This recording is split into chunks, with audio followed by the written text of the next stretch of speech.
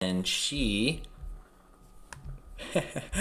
no problem. And she was so kind and reached out. We talked a little bit, and I'm excited and honored and proud to say that in January, I have an essay coming out in Walter Magazine. Hey, Monique, yes, nice to see you. Hooray. About how I wrote every day for a year. And I'm still writing, so it's more than a year now.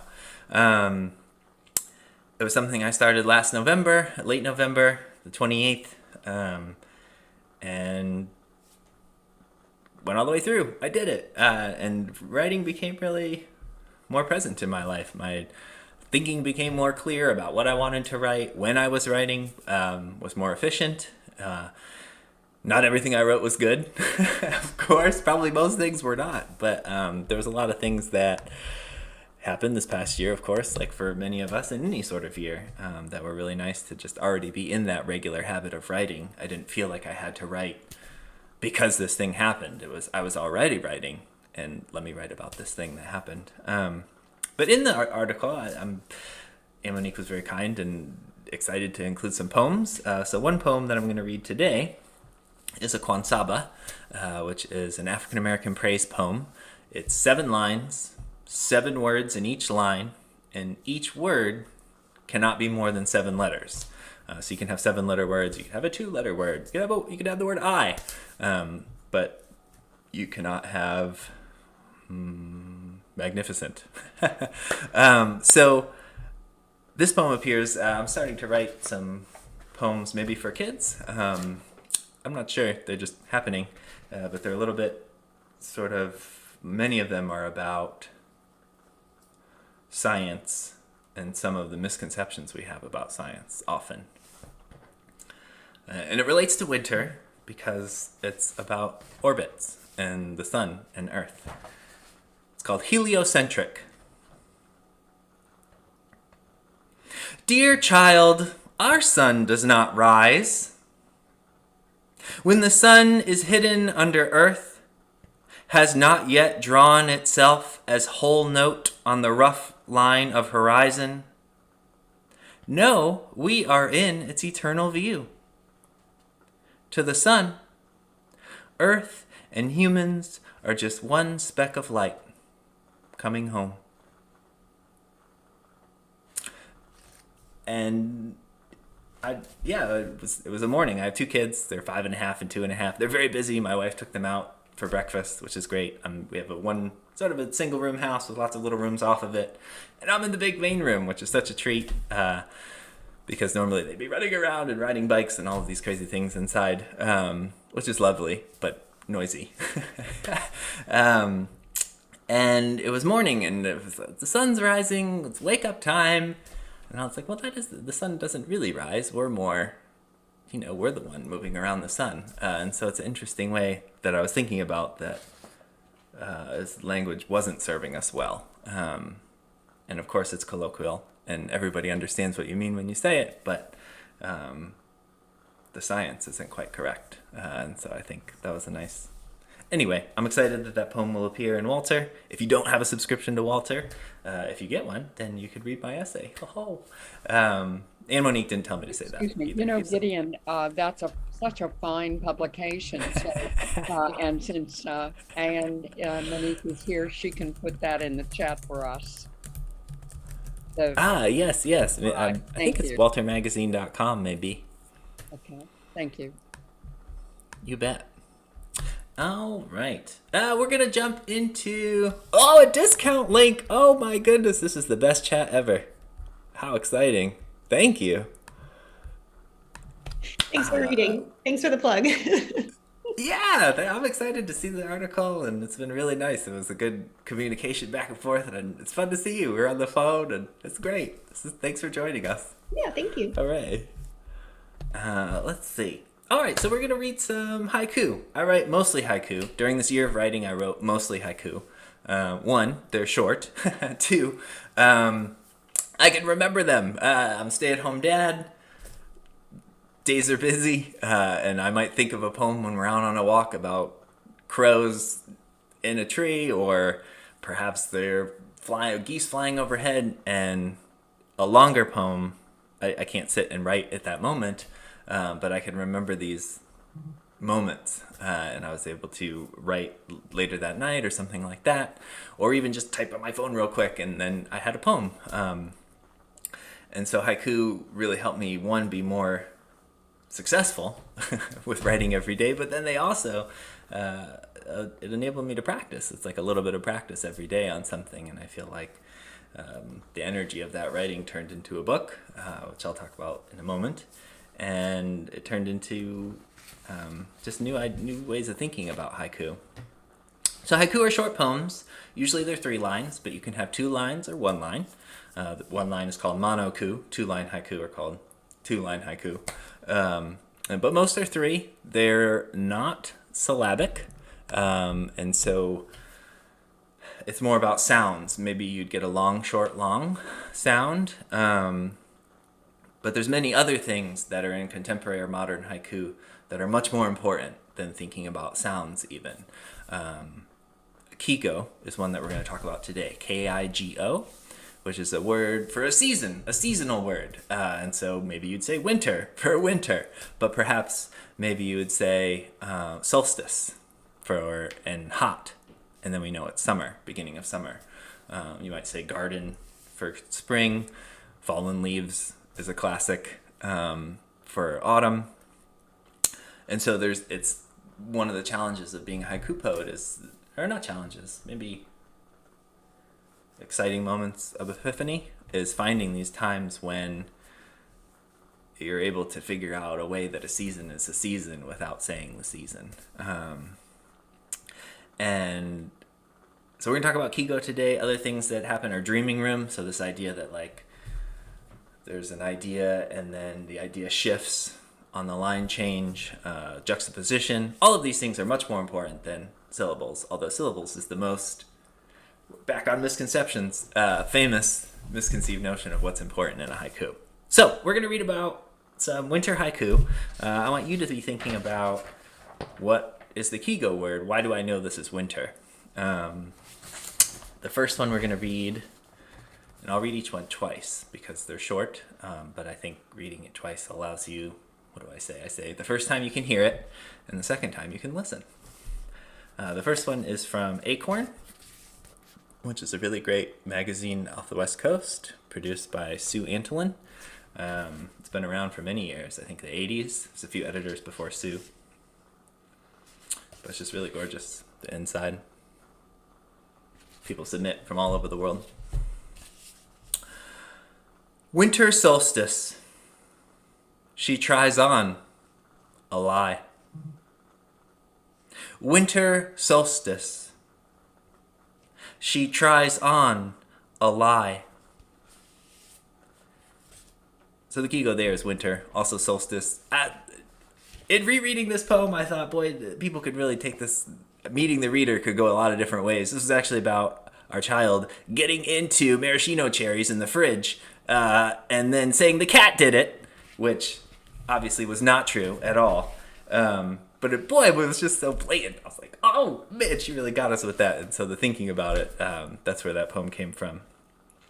But perhaps the poem meant something different to you, and that's one of the magics about haiku as well. The second Kigo word. Now I want you to be thinking about what is bringing up the idea of winter here, because in a moment we're going to do a little chat and think about lots of them all together. This one is from Kingfisher, which is also from the West Coast, edited and produced by Tanya McDonald. This is a new journal. This is just number 4, and twice a year. Fingertip eyelash, a wish for snow. Fingertip eyelash, a wish for snow.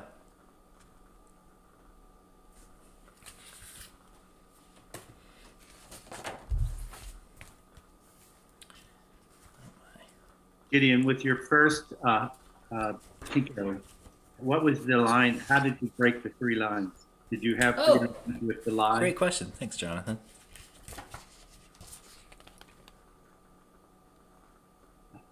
Great. Thanks. You bet. Oh yeah, I'll hold up the others too. All right, a third one is from One Window's Light, which won the Haiku Society of America's Merit Award in 2017. This is a book I was really proud to be a part of. Dr. L. Teresa Church, Leonard D. Moore, Crystal Simone Smith, Dr. Sheila Smith McCoy, and myself are all African American poets writing haiku. And this is the first book that was ever made that was all African American poets who are alive writing haiku. It was produced by Unicorn Press out of Greensboro. Andrew Salters is the creator of that journal, and he makes, not to say that you have to get this book, but he makes really beautiful books. All of his books are gorgeous. He's published a few by Ross White, who I think is connected with Press 53 as well. This one is Diagonal Snow. Wall Street glitters with afros and badges. Diagonal snow. Wall Street glitters with afros and badges.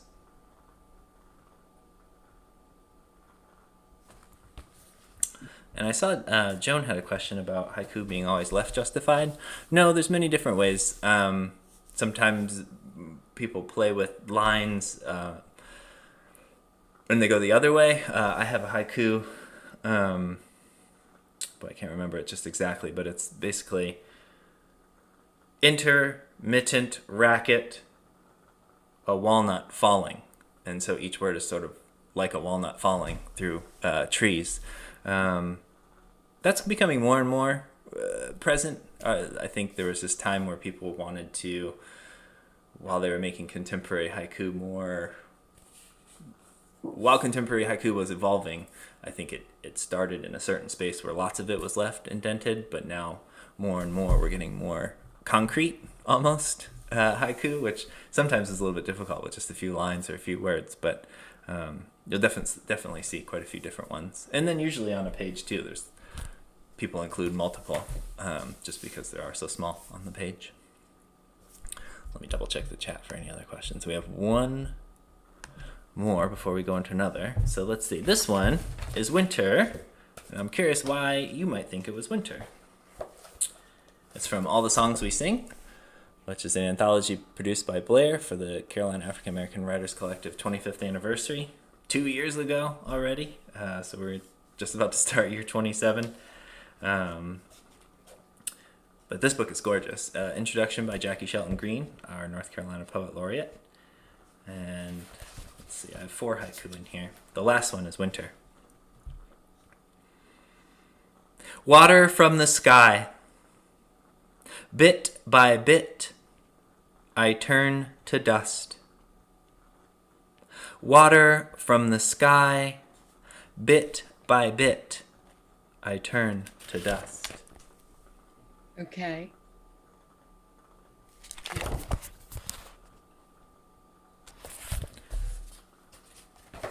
Just So to winter say- can mean a lot. Oh, Sorry. go ahead, Lynda. Oh, just to say that those of you that came late, Gideon has invited you to ask him a question. So don't hesitate. If you want some more information on something, he's happy to be interactive. Thank you. Thanks, Lynda. Yeah, you bet.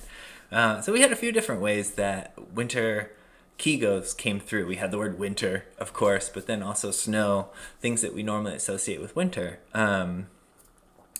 In my book, I do a few different things about winter because I'm including these conceptions of winter I have from northeastern United States coast winter, and then North Carolina warmer winter. And then as well, winter is typically thought of as dark or cold or times for maybe the ending of life, and so I think that there's different ways to approach the idea of winter kego, much like the justifications or what a haiku might look like on a page. I think there's some freedom once you establish consistency in the elemental roots of something to then go on to another. I did see Joan's question. Do you have a question too, Lynda? Or is it Joan's question? I just wanted to say, would you spell that word you're using again and again? Keto? Yeah. Yep, I'll put it right in the chat. Kigo. And then I will read it one more time. Thank Thanks, you. Joan. I'll show you what it looks like, too.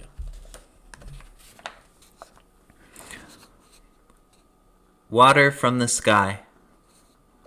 Bit by bit, I turn to dust.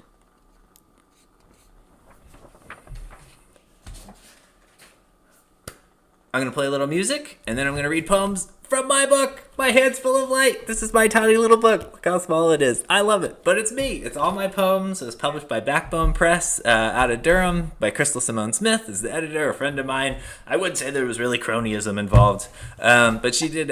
She said, "You must have enough for haiku for a book by now. Why don't you send me a manuscript?" And I said, "Ah!" And so I had to put them all together. One of my favorite things about reading from this book is that when I was putting all of these poems in a manuscript, I came up with a million different ways of how they were ordered. Oh my goodness, this way, that way. What about this? Well, this one can go over here, but these have the same word. They can't be next to each other.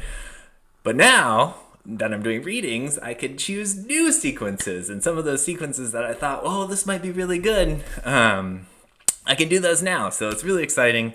It's like the book is living and being rewritten every time I read from it. This is a handprint of mine that I made in a teacher education workshop 3 days before we found out we were pregnant with our first child. So we didn't know, and the title of the art is called Before We Knew. It's for my children, dedicated to Iris and Warren, and it's a nice little book. It's available from, well, if you go to my website, you can get it there. I think it actually takes you to the home page of it. Let me just put it in the chat, GideonYoung.com. And I'm going to read from this. So I'm going to start with some music, and then I'm going to read winter poems, winter haiku from this. So as I read, I want you to be thinking about what is the winter kigo in this one singular poem. Yeah. Okay, here we go.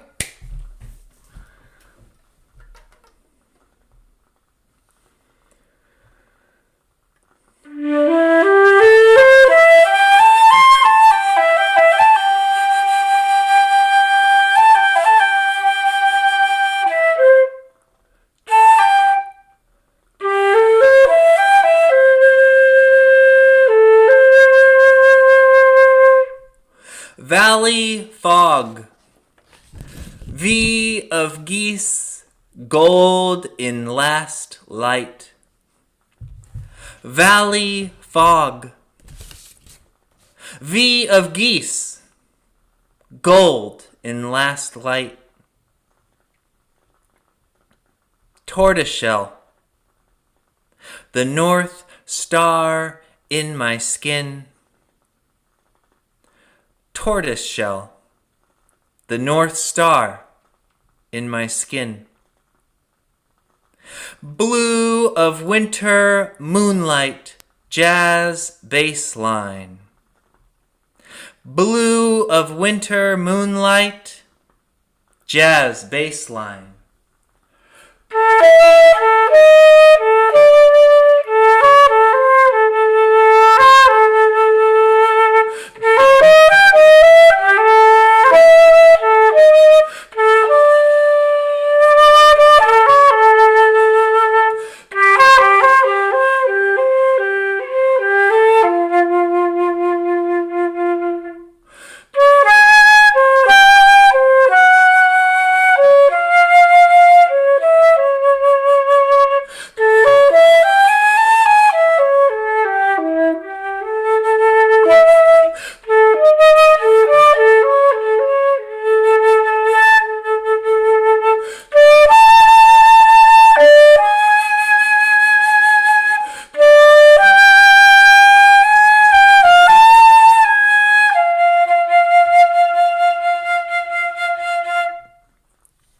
Sliver of a moon between my teeth, coffee sugar.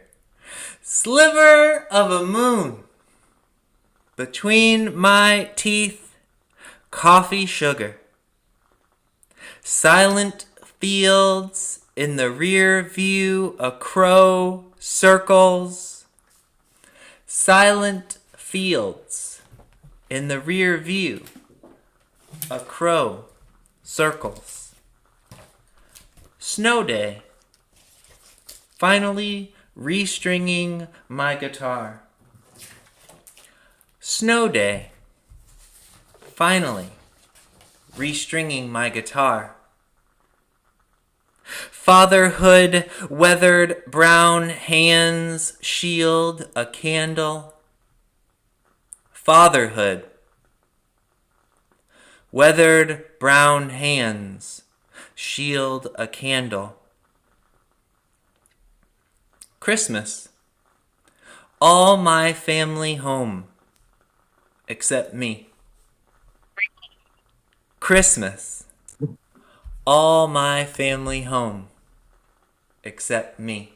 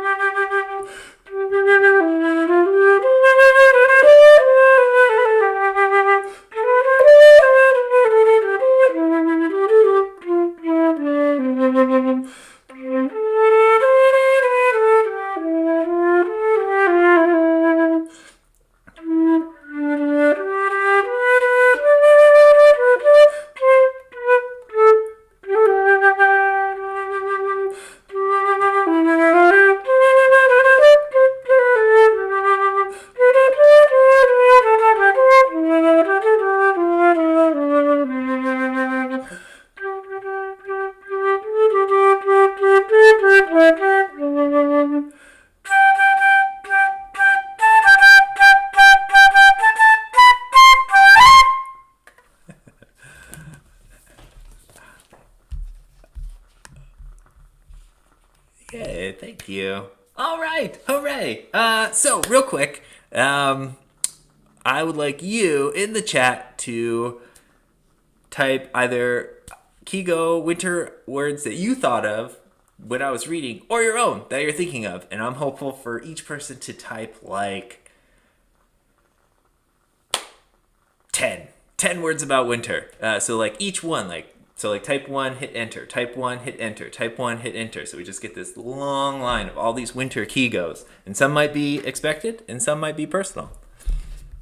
I'm going to do it too. Oh man, Ashley with the snow, frost, lovely.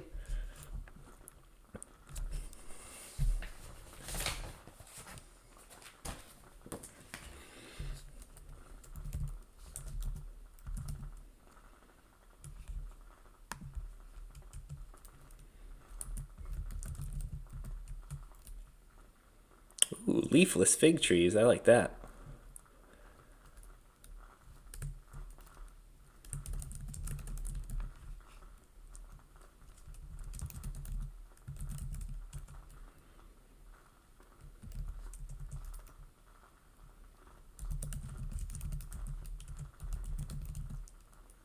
Again, you can save your chat if you see the little 3 dots next to everyone.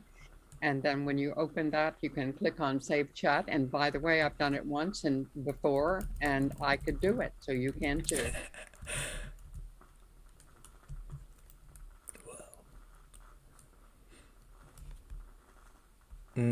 Blue. That's deep. I like that.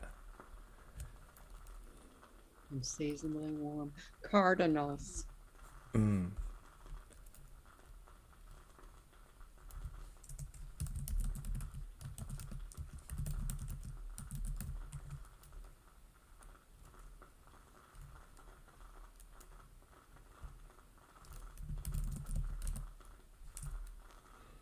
Ooh, whoa.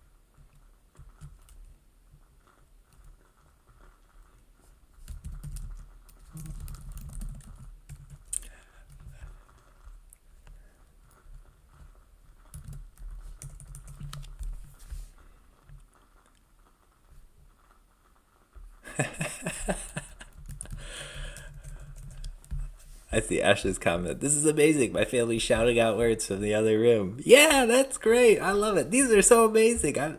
Boy, just yes. And I love how we're getting specific nature words, but we're also getting these human emotions.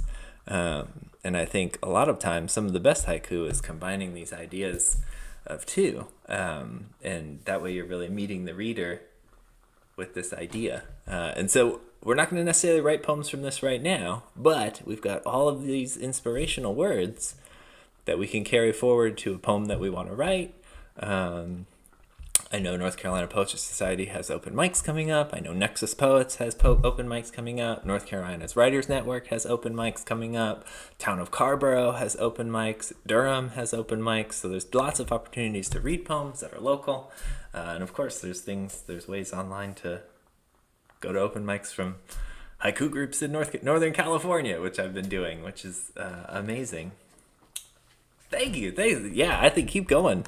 Don't stop because I'm talking. I love it. You keep that all the way through. And Ashley has a note.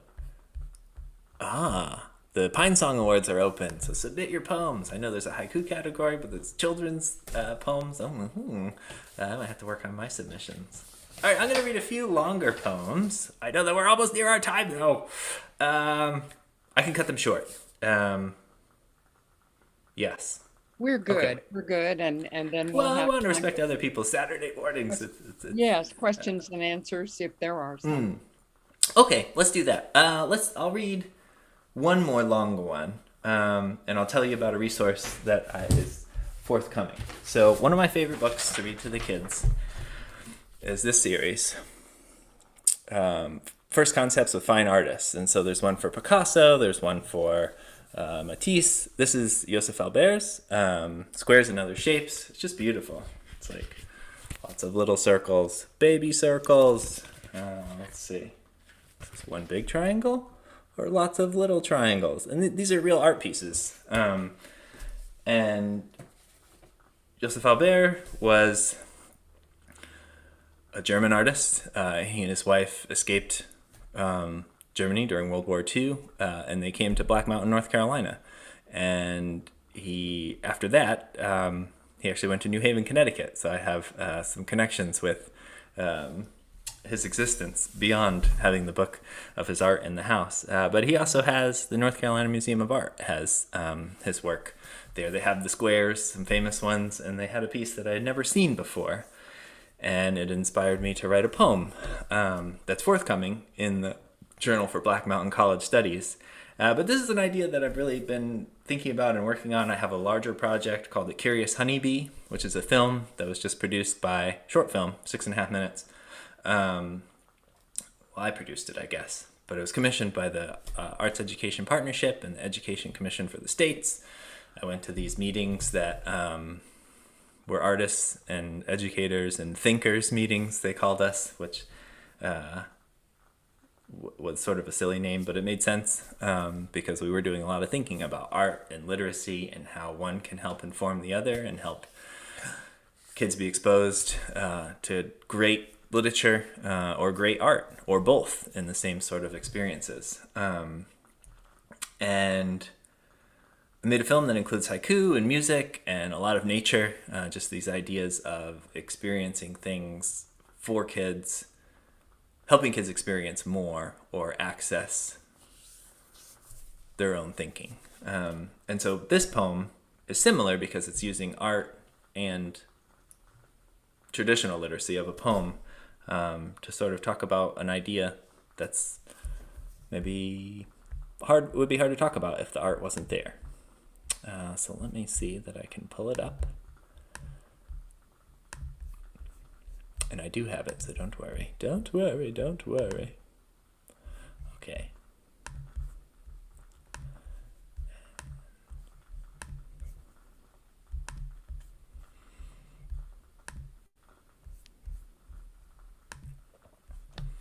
The title of it is Viewing Joseph Albert's Formulation, Articulation, Folio/folder 14. Shapes on the wall, I see a sea serpent. Head reared above rectangular waves, canvas reds, grays on blacks and whites. Shape of the serpent, I remember an old game. Dark teal puzzle of 5 3D blocks, each block a different shape. One is, another is. One like a twisted Z. Goal: build the shapes to match a 2D picture on a playing card. One of the first 6 cards is a sea dragon. Shape of an afternoon forming. For son's 9 months, 2 of the pieces are too small. He would eat them. I will teach the game to his big sister. He will watch, drum on his high chair tray. We will give him the largest block to gnaw. Shape of my soul inside my skin. A canvas of light forms. Daughter, son, father. Here. Then.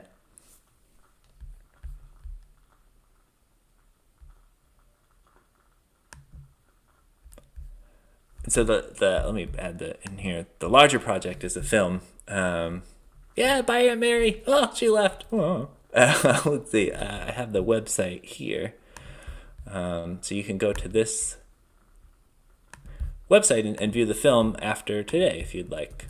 Okay. It's short, just 6 minutes, and there's a lot of really great art there too, and amazing conversation that some of the educators really filled out. Okay, we can do a little Q&A, and then I'll read a last poem and play a last piece of music. So if you have questions about, well, anything really. Thanks for being here today. This was nice. I'm sorry I didn't get to everything I wanted. Maybe I'll have to do another program. Yes, we will certainly look forward to that. Thank you, Mrs. Young, for holding up the I believe that's a handmade Christmas card from some of our cherubs.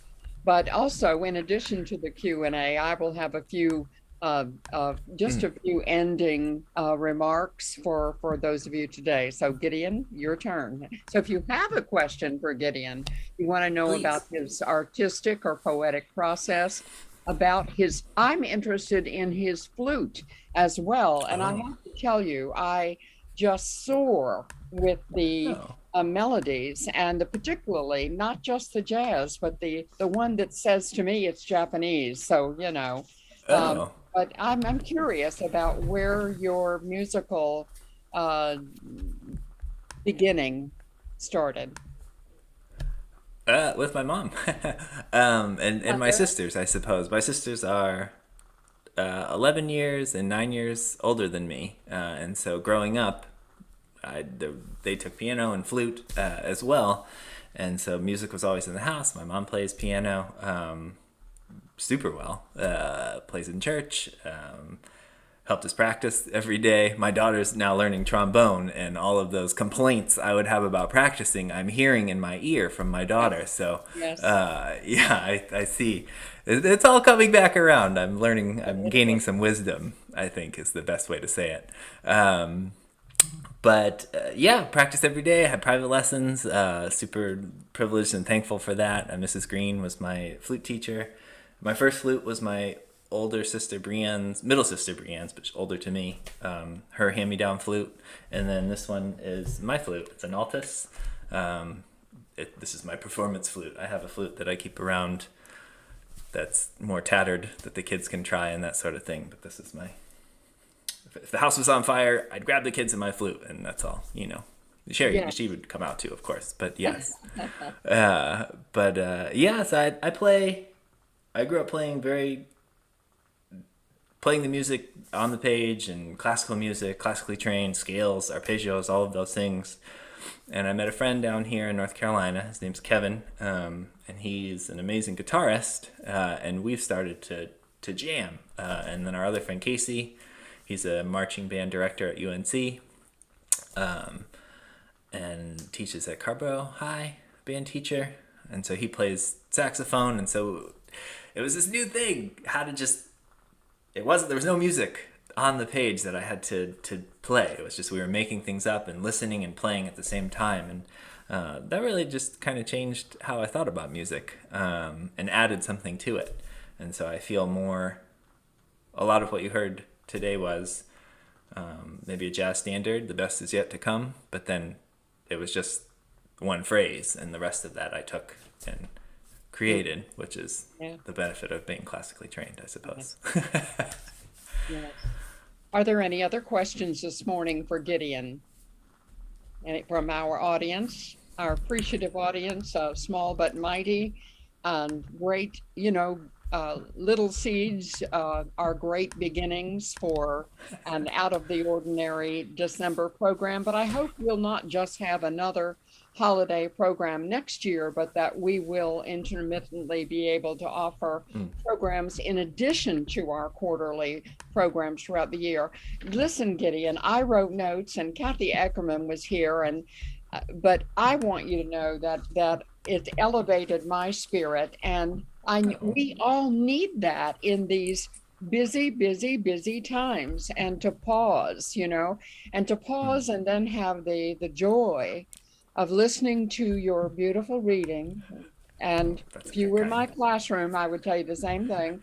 And the wonderful notes that just carry us with you. I want you to know, I want to encourage everyone to to look for Gideon's book. We thank his publisher. The title of his book is, and I have it right in front of me, Light.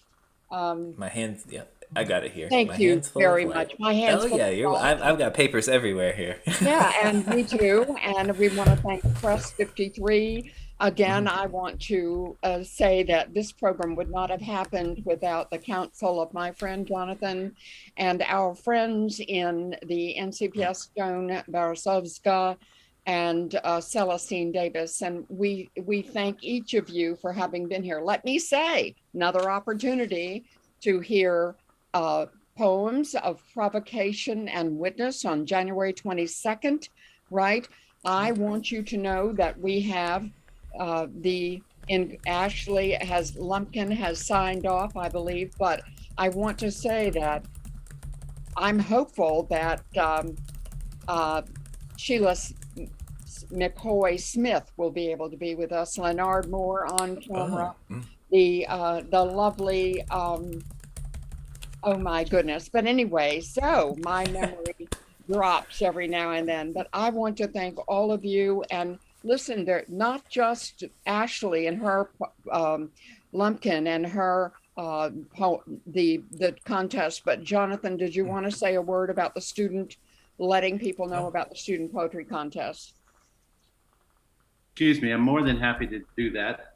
Absolutely. Our North Carolina student contest, the deadline is February 1st. And obviously we don't have students here, but if you're a parent or a grandparent or a mentor or an advisor to students who happen to be in high school or elementary school or middle school and who love to write poetry and share the poetry they've written, please have them look at our webpage.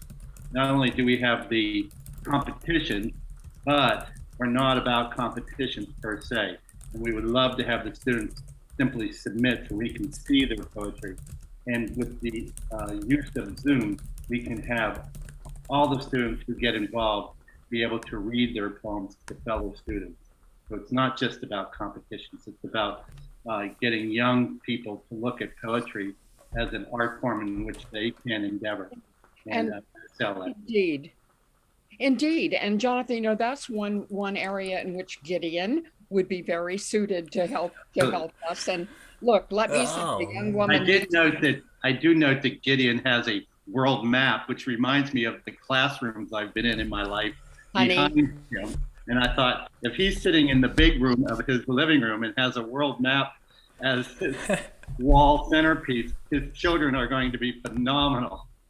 That's sure very kind. Parents know that and are excited about that, not just about the accomplishments of their young adult son, but also of their grandchildren as they grow up. I want to say the poet's name was Destiny Hemphill for our January program, and let me tell you, these gals and guys that are going to be with us in January are busy people, and we are very grateful. So I want to say that. And listen, I know I'm speaking to the choir here, but the North Carolina Poetry Society is a place for each of us to bring a gift, and we have considerable among us. And so if there is anyone who feels they could do a one-time thing or help us on an ongoing basis, no matter where you live, Black Mountain, Durham, down there, New Bern, wherever you live, we have a place for you. So thank you again. I'm just grateful. There's Press 53. Thank you. Thank you for being here. Thank each of you. It was just a blessing for me and for Gideon. So let's give him a round of, you can unmute and give him a round of applause. And just Gideon, the best. And I mean, I'm telling you, I could have even put my shoes on for this. Gideon, quick question. What do you have lined up? What's your next your next performance? With Joan, actually, on January 16th. Oh, that's right. It's a Sunday at 4 Joan, p.m., I believe. And so I'll be reading poems about teaching. Do you have haikus on teaching? I have a few. Yes. Interesting. Yeah, a lot of my, I guess my poems about teaching are longer. It's harder to. Right. I would think. I haven't yet distilled down the emotional depth of teaching into a haiku. I saw a hand from Rebecca, maybe. Anyone else? Rebecca? Maybe not. I have one more song. I'd love to play us out, if that's all right. Oh, that's terrific. Okay, great. So this is a poem. It has two names, or it's a song. It has two names. If you're in the UK, it's London Derriere, and if you're in Ireland, it's Danny Boy. And I thought maybe, it's sort of a sweet, soulful song. I thought maybe we could all think about Celestine, and I believe it's her brother who had the medical emergency, and sort of give them some thoughts and prayers and hopes while I play. And David Manning and his family. Yes.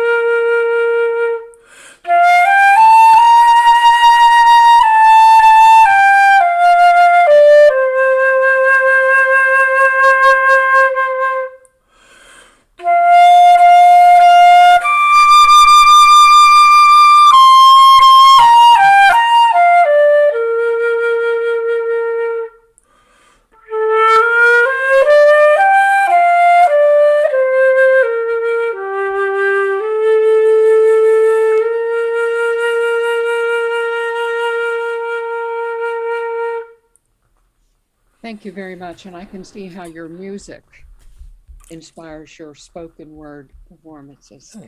That's very Bye, kind. Thank you so much, everyone. everybody, for being here today, and thanks for spending your Saturday morning. I know that's precious time, but I do hope that you'll take one of those winter words and write a poem today. I think that would be great. Lovely to see you. Thank you, Lynda. Bye now. Thank you, Gideon. Bye-bye now, everyone. Bye, Mom and Dad. Thank you.